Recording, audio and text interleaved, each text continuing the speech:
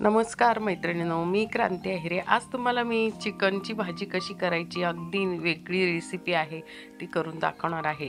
तर आपण हे चिकन घेतलेलं आहे, स्वच्छ हे गरम पाण्याने धुवून घेतलेलं आहे। तोपर्यंत इकडे गॅसवर एक कुकर ठेवलेला होता, त्याच्यात थोडंसं चमचाभर तेल, कमी तेलाचा वापर मी खूप कमी करत असते।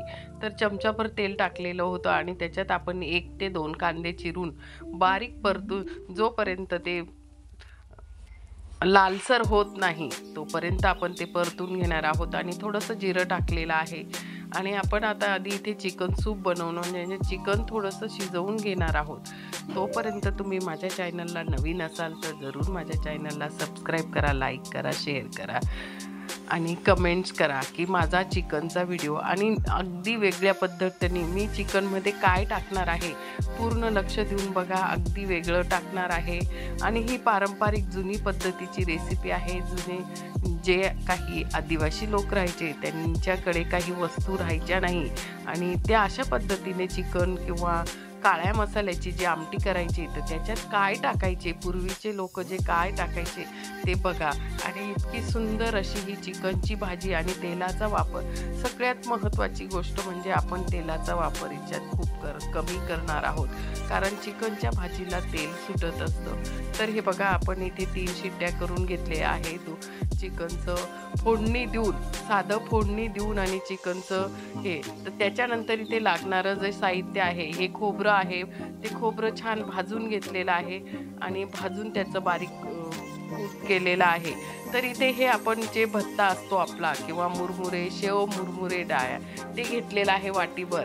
ह्या साईडला आपण इथे जे आहे हिरवं जे दिसतं तर तिथे आपल्याला कोथिंबीर, अद्रक, लसूण आणि थोडंसं कांदा लालसर भाजून ही पेस्ट तयार केलेली आहे। तर आपल्याला चला तर मग आपल्याला आता आपण जो शेव मुरमुऱ्यांचा जो चिवडा घेतलेला होता तर तो तव्यावर थोडासा भाजून घेणार आहोत। अशा पद्धतीने आपण इथे बघा तव्यावर थोडासा भाजून घेतलेला आहे, खूप जास्त भाजलेला नाही आहे, कारण हे पावसाळ्याचे दिवस कडकडीत होऊन तो कुरकुरीत होण्यासाठी। तोपर्यंत बघा आपली इकडे भाजीचं सूप तयार झालेलं आहे। फक्त हळद टाकलेली होती, भाजीचं सूप करताना फक्त हळद टाकून आणि कांदा, जिरं आणि त्याच्यानंतर आपण इथे तेल टाकलेलं आहे। तेलामध्ये इथे आपण थोडंसं खोबरं आणि अद्रक लसूणची पेस्ट टाकलेली होती। माझ्याकडे ते दाखवताना मोबाईल थोडासा बंद झाला आहे त्यामुळे तुम्हाला मी दाखवू शकलेलं नाही। फक्त आपण 1 चमचाभर पळीचं इतकं तेल टाकलेलं होतं आणि लाल मसाला, काळा मसाला असं आपण अगदी कमी प्रमाणात आपल्याला चवीनुसार मसाले वापरलेले आहे। दुसरे कोणतेही मसाले आपण याच्यात जास्त वापरलेले नाही।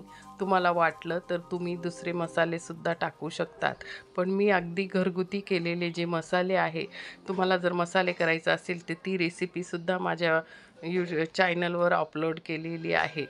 तर इथे काळा मसाला, लाल मसाला असं टाकलेला आहे आपण आणि अगदी चमचाभर तेल टाकून आपण परतून घेत आहोत।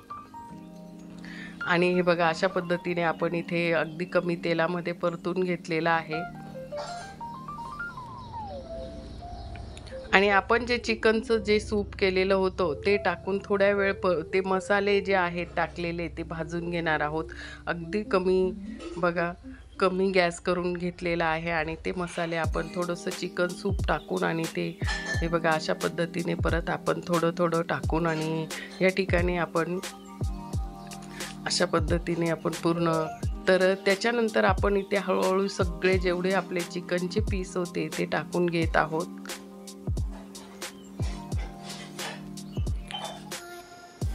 आपण याच्यामध्ये खोबरं आणि अद्रक लसूणची पेस्ट टाकलेली आहे। अजून आपण जो भत्ता घेतलेला आहे तो मुरमुऱ्यांचा तो टाकलेला नाही। बघा आता दुसरीकडे आपण जिथे कुकरमध्ये थोडंसं परत पाणी घेतलेलं आहे आणि त्याच्यात जे आपण मिक्सरमधून दळून जे मुरमुऱ्यांचे हे होतं तर ते त्याच्यात आपण इथे एसूर पीठ म्हणून टाकलेलं आहे, त्याचा वापर केलेला आहे। आणि अशा पद्धतीने हे बघा या ठिकाणी आपण इथे ते टाकलेलं आहे, मिक्सरमधून काढून घेतलेलं होतं आणि ते असं टाकून घेतलेलं आहे।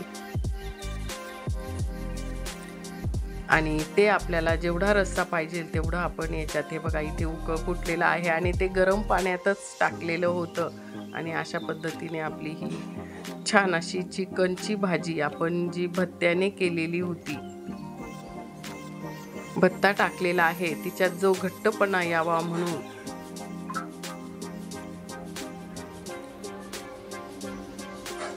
आणि आपण त्याला आता थोडं उकळ फुटल्यानंतर त्याच्यात थोडंसं मीठ टाकलेलं आहे आणि आपण छान अशी ही भाजी उकळू देणार आहोत। आणि हे बघा छान असं तिला घट्टपणा आलेला आहे आणि चवीला पण छान लागते, अगदी रुचकर। हे बघा अशी छान अशी आपण अगदी कमी तेलाचा वापर केला आहे आणि छान अशी तरंगसुद्धा आलेली आहे झणझणीत। आपल्याला तुम्हाला जितकं तिखट लागतं तेवढ्याप्रमाणे, आणि मला अशा पद्धतीने तुम्हाला माझी चिकन रेसिपी आवडली असेल तर लाईक करा, शेअर करा, कमेंट्स करा।